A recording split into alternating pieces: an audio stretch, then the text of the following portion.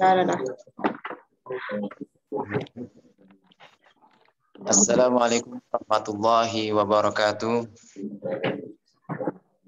Waalaikumsalam warahmatullahi wabarakatuh. Amin ya rabbil alamin wassalatu wassalamu ala asrafil anbiya'i wal mursalin wa ala alihi washabihi ajmain amma ba'd. Fadilah al-kiramah Ustazah Mischilah wakazalika asdiqai mahbubun. Awalan hayya bina nashkuru Allah azza wa jalla alladzi qad habana ni'matan katsiran hatta nastati an najtami'a fi hadhihi fi hadhihi في هذا الملتقى في هذا التصالح في زوم وكذلك نصلي ونسلم إلى حبيبنا محمد صلى الله عليه وسلم بقول اللهم صل على سيدنا محمد وعلى آل سيدنا محمد الذي قد حملنا إلى ظلمات إلى النور. طيب قبل أن نبدأ في anil muqaddimah fahaya bina naqra'u basmalah ma'an. Bismillahirrahmanirrahim.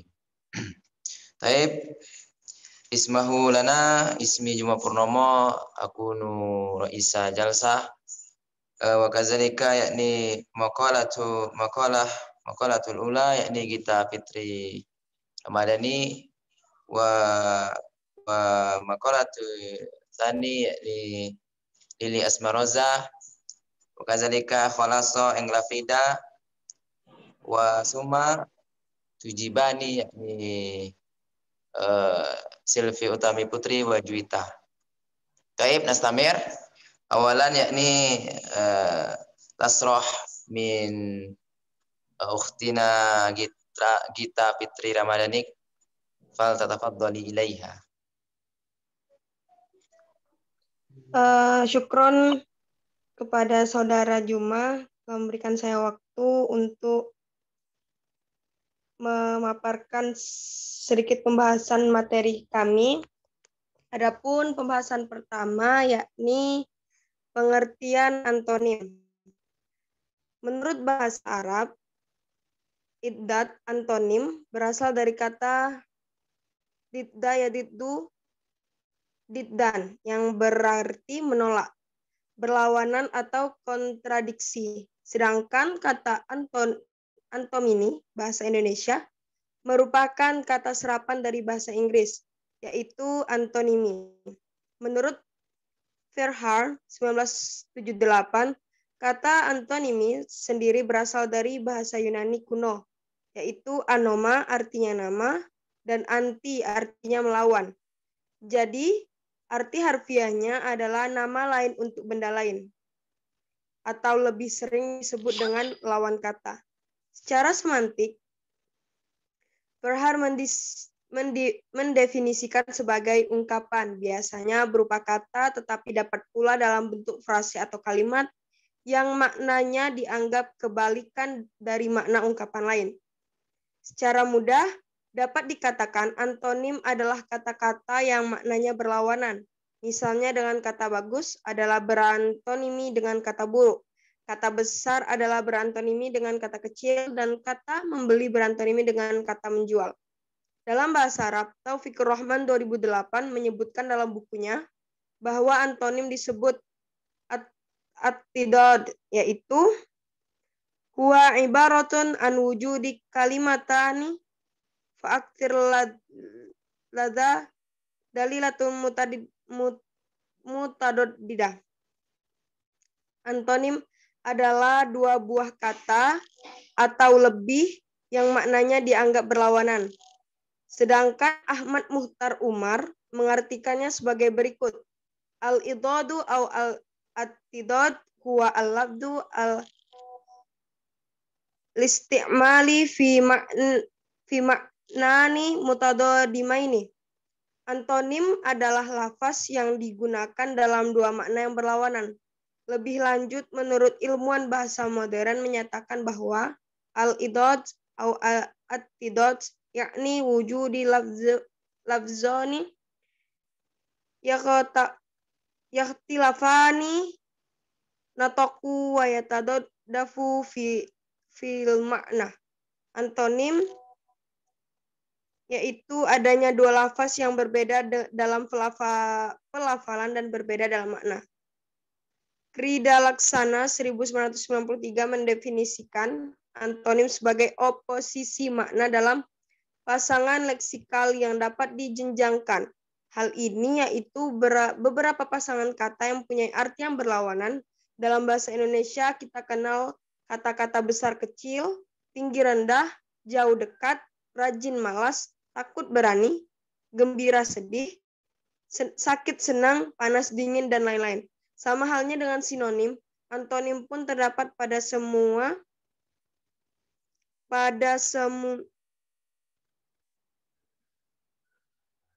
tataran bahasa, tataran morfem, tataran kata, tataran frase, dan tataran kalimat. Hanya barangkali mencari contohnya dalam setiap bahasa tidak mudah.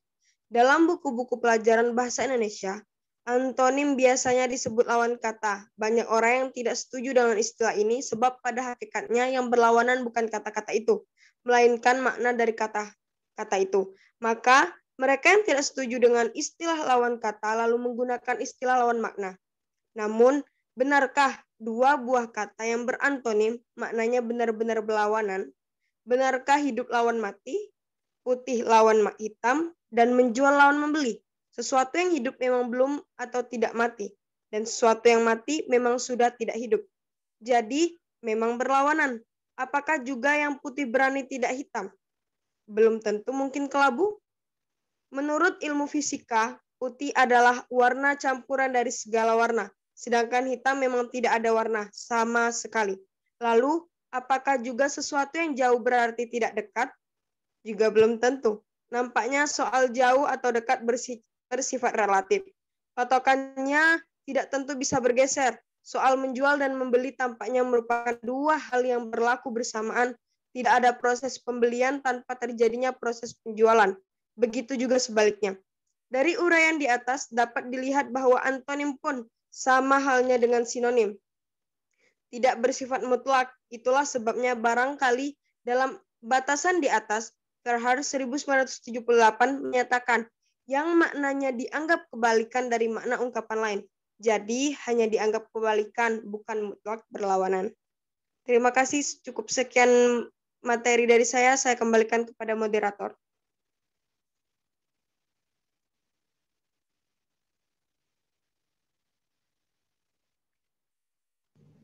Baik, syukran jazilan ila ukhtina Ita Fitri Ramadhani.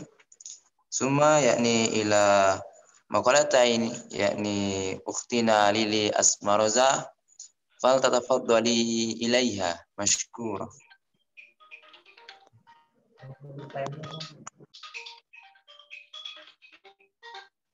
Halo, Assalamualaikum Pak.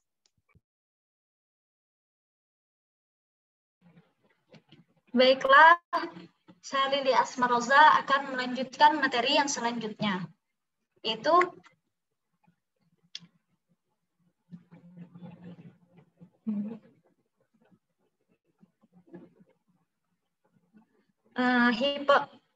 hiponim. Satu pengertian hiponim, istilah hiponim atau hiponim berasal dari bahasa Yunani, hipo yang berarti di bawah dan anoma yang berarti nama.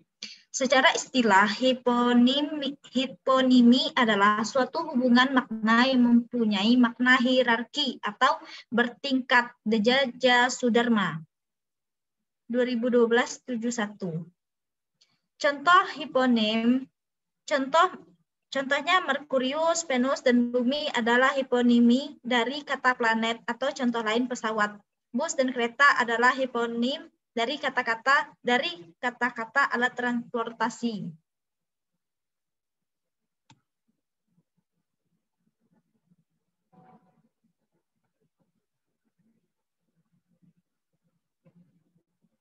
Macam-macam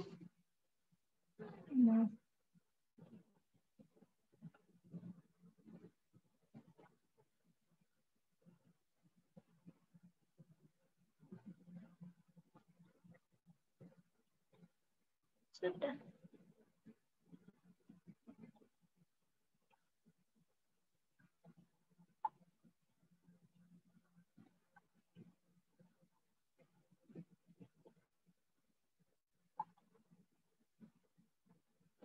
Pengertian hiponim, istilah hiponim atau hiponim berasal dari bahasa Yunani, hipo yang berarti di bawah dan onoma yang berarti nama. Secara istilah, hiponimi adalah suatu hubungan makna yang mempunyai makna hierarki atau bertingkat.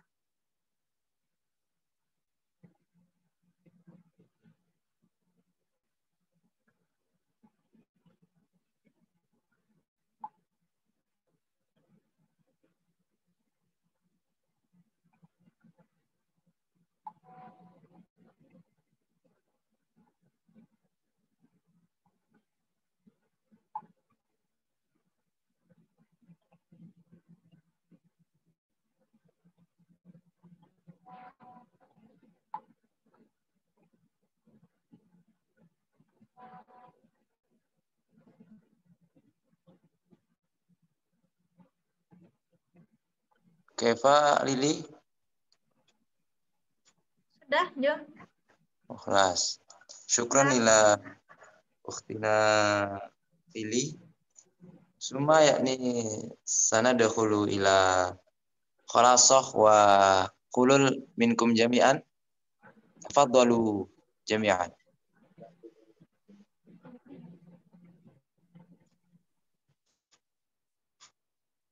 Hal indakum mudakhil wa khulul?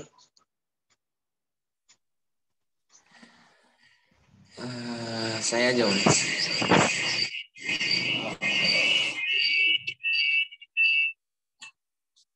Assalamualaikum warahmatullahi wabarakatuh. Baik, di sini saya ingin memberikan sedikit masukan kepada kelompok makalah. Kelompok makalah pada hari ini sudah sangat baik dari segi penyampaian. Tapi mungkin di situ kan seperti yang kita ketahui, bahwasanya presentasi ini adalah bagaimana kita bisa menyampaikan sebaik mungkin kepada penerima.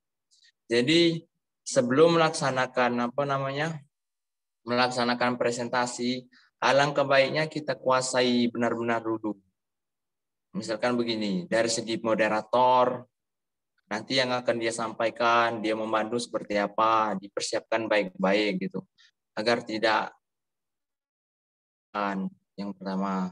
Dan yang kedua, kan setiap makalah itu kan tidak satu pembahasan, pasti ada 2 ataupun 3 pembahasan. Usahakanlah setiap pembahasan tuh orangnya berbeda-beda dan tuntut dia tuh untuk benar-benar menguasai materinya gitu. Nah, jangan hanya sebatas baca nengok teks. Setelah kalau tidak ada teks itu kebingungan gitu. Nah, tuntutlah, ini bukan saya sok-sokan, tapi saling belajar baik gitu kan. Usahakanlah setiap kita ingin mempresentasikan segala sesuatu, kita benar-benar menguasai materi kita.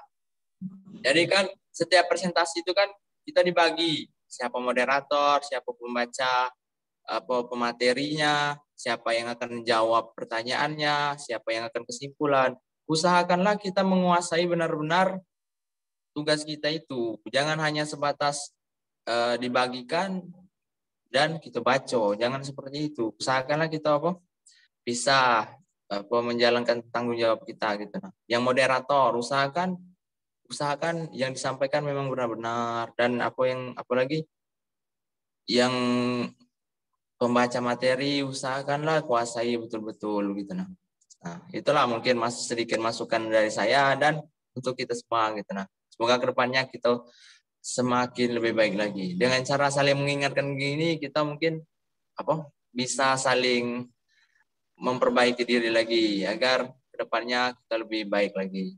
Mungkin itu saja sedikit masukan dari saya. Sekian. Assalamualaikum warahmatullahi wabarakatuh. Waalaikumsalam warahmatullahi wabarakatuh. Syukran ila akhina Beri Nopriansah. Al-akhari mungkin indakum dakhil wa khulul.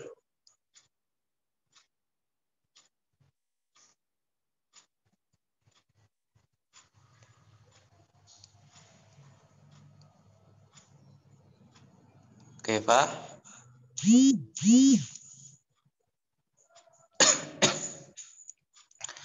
Baik, sa'antakil ila as'ilah yumkin minkum masalan indakum as'ilah atau soal tafadhalu.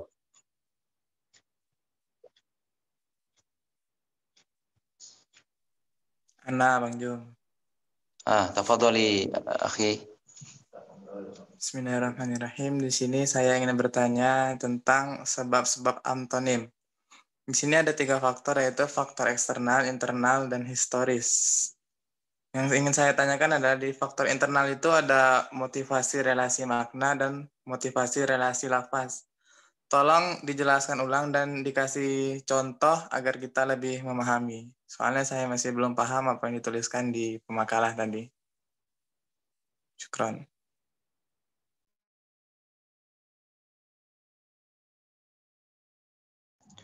Oke, taib. Syukran ila akhina Finkiado Al-Frasi. Mungkin al-akhar indakum soal.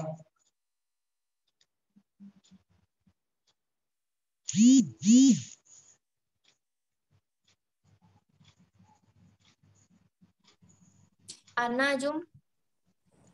Naam, tafadhali ila ukhtina Elsa Arsita. Bismillahirrahmanirrahim. Saya Elsa Arsita. Di sini saya masih belum memahami tentang hiponim, jadi tolong jelaskan kembali.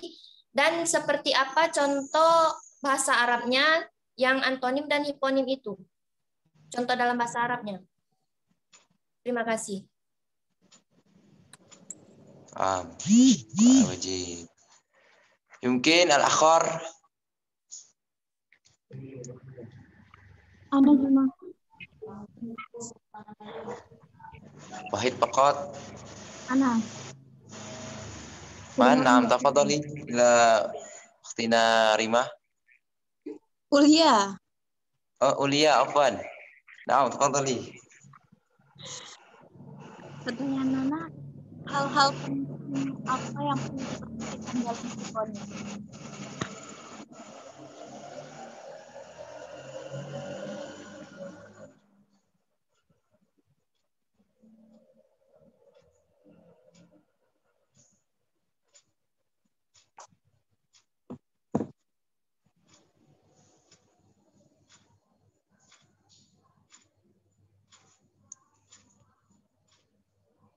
Kaifa?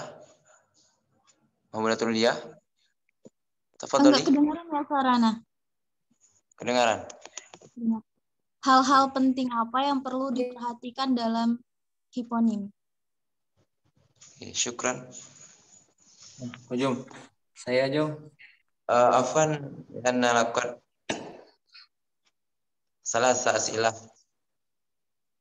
Faqat. Ya Allah, urid Aidon.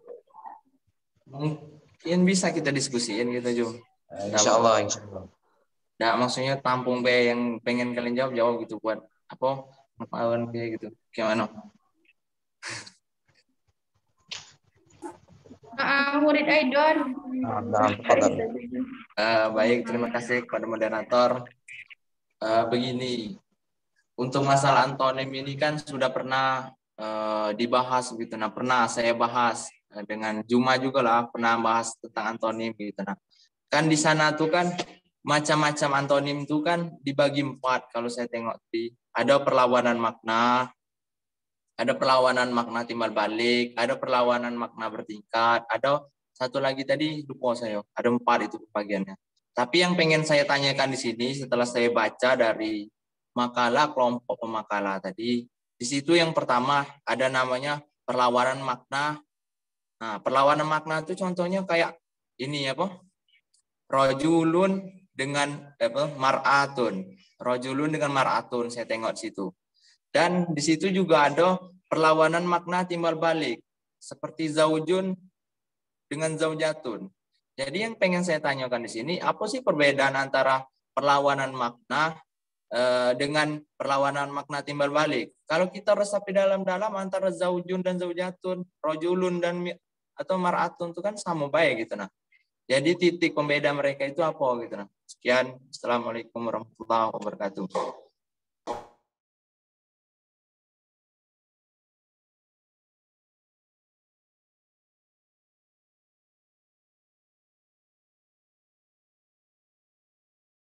Naam, taib, ashkuru syukran ila akhina Beri. Suma man Nah, akhar tafadhali ila ukhtina Hermiwati. Bismillahirrahmanirrahim. Assalamualaikum warahmatullahi wabarakatuh. Karena materi dari kelompok 4 membahas tentang at-todot atau perawanan kata. Mungkin pembahasan ini merujuk ke untuk tugas akhir kita mungkin ya, skripsi. Jadi Ana mau menanyakan bagaimana kepada kelompok 4 ketika kita mencari dalam Al-Quran contoh perlawanan kata dari surah, mungkin diambil di surah yang ini, surah yang satu dengan surah yang lainnya gitu. Mungkin dari kelompok 4 bisa memberikan contoh perlawanan kata tapi dari Al-Quran. Syukran. Wassalamualaikum warahmatullahi wabarakatuh.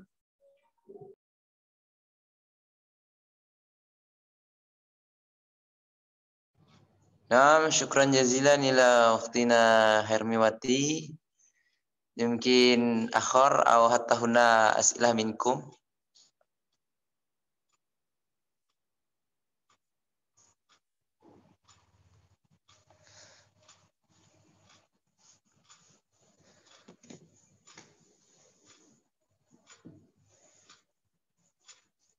Mungkin hatta huna yumkin nahnu narju ilaikum jami'an yakni liwakti sanatlubu anil soal minkum jami'an.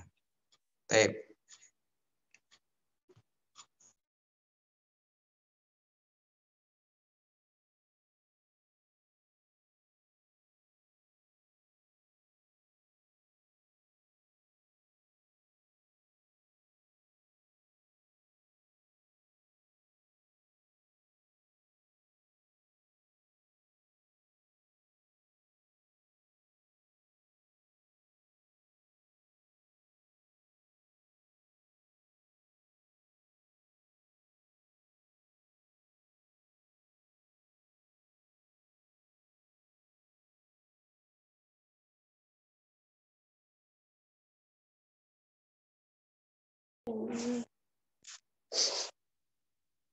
Baik. Tujibu anil as'ilah min Giado yakni min ukhtina Silvi Utami Putri. Tafadhali ilaiha. Baiklah, Assalamualaikum warahmatullahi wabarakatuh. Baiklah, Saudara Inki, saya akan menjawab pertanyaan Saudara Inki, tapi mohon maaf apabila nanti kameranya off karena saya dicatat. Baik. Pertanyaan Saudara Inki tadi yaitu jelaskan kembali faktor internal sebabnya antonim. Baiklah, faktor internalnya itu relasi makna. Relasi makna ini yang pertama yaitu adanya perluasan makna pada suatu kalimat. Langsung saja ke contoh. Contohnya yaitu kalimat yang menolong. Dan dari kalimat yang menolong ini diperluas maknanya menjadi kalimat yang minta tolong. Jadi dari dua kalimat ini kita dapat mengetahui siapa yang menolong dan siapa yang meminta tolong. Dan yang kedua yaitu ungkapan berupa majas. Contohnya seperti kata kehausan. Kata kehausan ini diperluas lagi majasnya menjadi kata kembung. Jadi di antara dua kata ini memiliki antonim. Yang satunya yaitu kehausan, ya bisa diartikan membutuhkan air. Yang satunya lagi itu kembung, bisa diartikan dia terlalu banyak meminum air. Yang selanjutnya itu relasi lafaz. Relasi lafaz ini disebabkan oleh beberapa hal. Yang pertama itu perbedaan asal akar kata.